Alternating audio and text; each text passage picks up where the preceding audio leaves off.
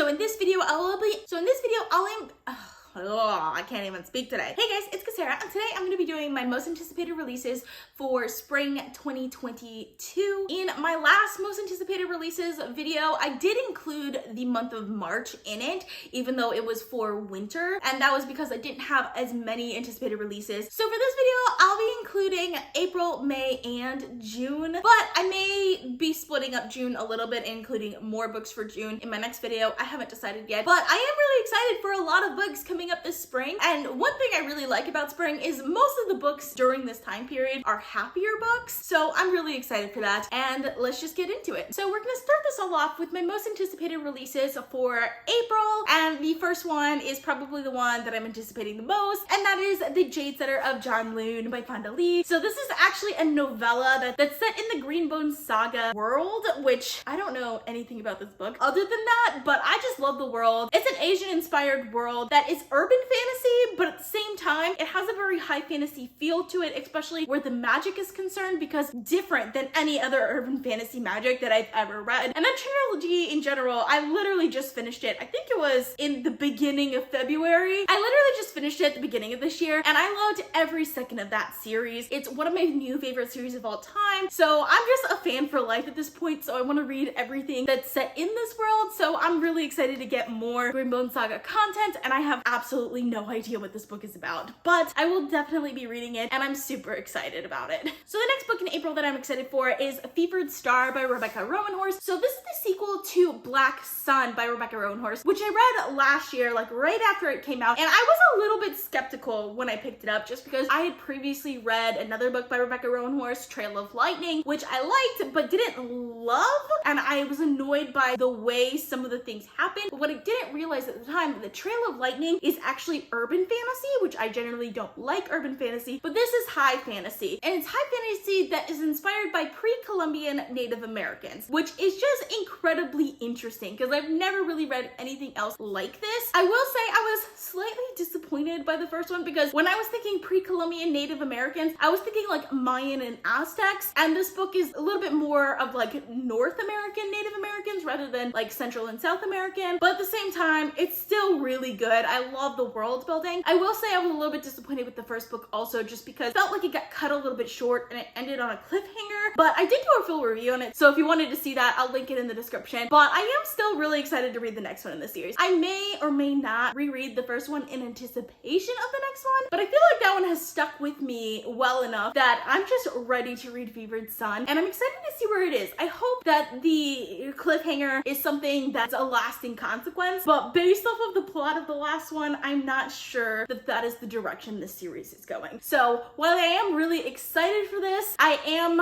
a little nervous because I'm not sure if I'm gonna love it as much as I really want to, because I really, really want to love this series. And lastly, we have Saga, issue number 57 by Brian K. Vaughan and Fiona Staples. I absolutely love the Saga series, and yes, I've been reading it issue by issue as they come out now, just because I really want to see what's gonna happen. I've loved the last two issues that came out already, and I'm just super excited to see the next ones that are coming out. If you guys haven't read the Saga series, highly recommend it. It was the first graphic novel series that I picked up that I just absolutely fell in love with. It's a series following a little girl who has parents who are on two different sides of a war. They're from two different species, the Wings and the Horns, so she ends up having both. So she's one of a kind, and it's very dangerous for her to be born who she is. So not only is this series action-packed and a lot of fun with beautiful artwork, I feel like it also has really great and complicated social and political themes that just make the series really great, and I love every second of it. So I can't wait for the next issues to be released. So there are a surprising number of books being released in the month of May that I'm excited for. There are a good amount of romance novels, which is not the typical type of book that I read. About 10% of the books that I read every year are romance novels,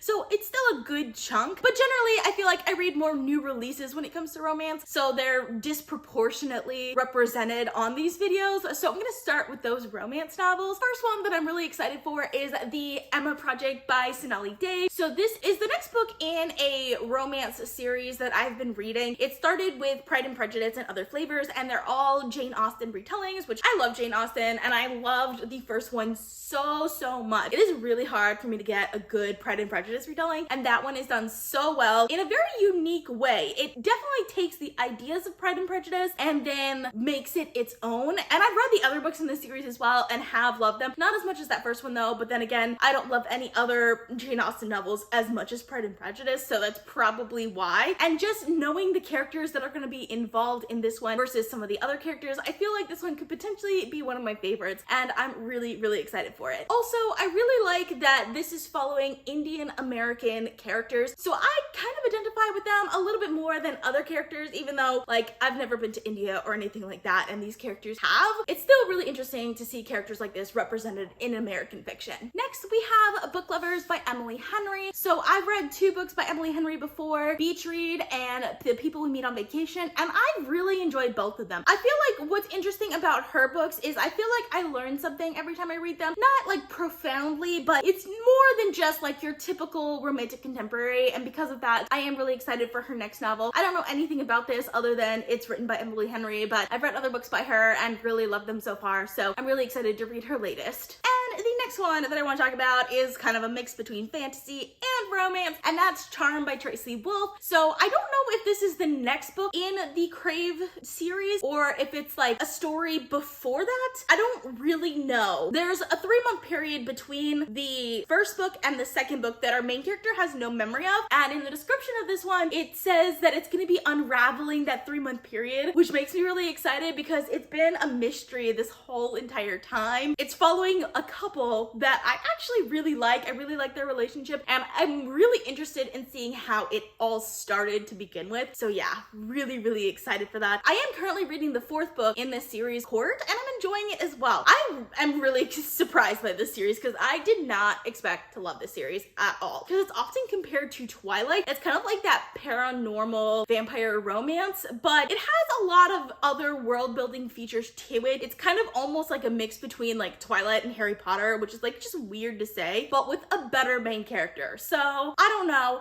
It's not my favorite series of all time or anything, but it's just a nice, easy series to read that I definitely do enjoy. And the last book that I'm going to talk about is the one that I am the most excited for, and that's A Book of Night by Holly Black. Holly Black is the author that wrote the Folk of the Air trilogy, which I read, I want to say back in 2019, and absolutely loved. Might have been 2020. I'm not sure. But it's very rare for me to like a YA series as much as I like that one. And I will say it is partially a little bit of a guilty pleasure series, but with Book of Night, she's actually writing a book for adults, similar to the way that Leigh Bardugo wrote Ninth House after the Shadow and Bone series. So I'm really excited for that because I didn't love the Shadow and Bone series, but I ended up really liking Ninth House. So I'm really hoping that it's kind of along those same lines and I'll end up really loving Book of Night, because I actually did like the Folk of the Air trilogy quite a bit. So I'm hoping this book ends up being kind of like on the lines of, like I said, Ninth House and books like The Invisible Life of Audie LaRue, for example, which are books that are written by mainly young adult authors. They write an adult fantasy book that's actually really good. So I'm excited for this and hopefully I'll end up loving it. I don't know anything about this book other than it's written by Holly Black and that it's gonna be an adult fantasy, but that just makes me super excited for it.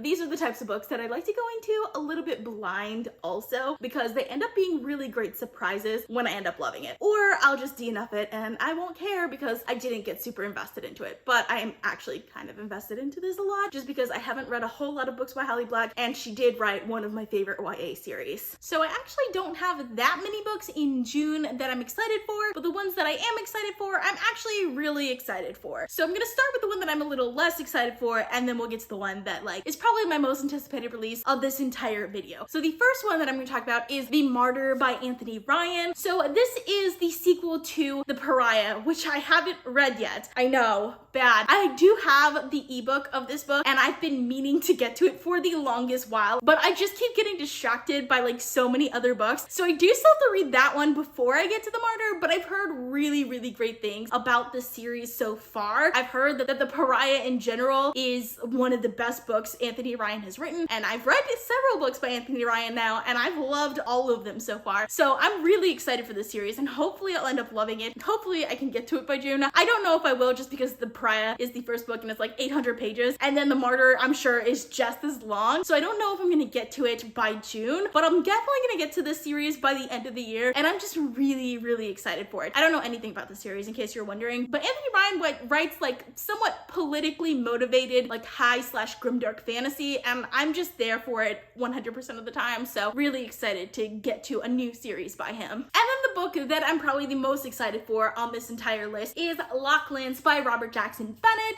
So this is the third book in the Foundry Side series, which is just an incredible series that has really great characters and some of the most interesting world building that I've ever read. I absolutely love the world building in this series, specifically the way the magic works, because it gives me like technology vibes, but it's magic, which I just love. I didn't love the second book as much as I wanted to, partially because of the time skip, but I feel like I'm getting over that, and hopefully I'll end up loving the third book. I'm super excited to get to it. Hopefully I can get to it like right as soon as it comes out, but if not, I will be getting to it at some point this year. I'm just really, really excited for it. I probably will get to it sooner rather than later. That is all I have for you guys. I hope you guys enjoyed watching. I post videos on Tuesdays and Saturdays, so consider subscribing, and I occasionally post bonus videos, so if you'd like to be notified as soon as I upload, you should click that little bell icon. If you like this video, please give it a big thumbs up to support my channel. All social media links are in the description down below. Thank you guys so much for watching, and I will see you guys next time.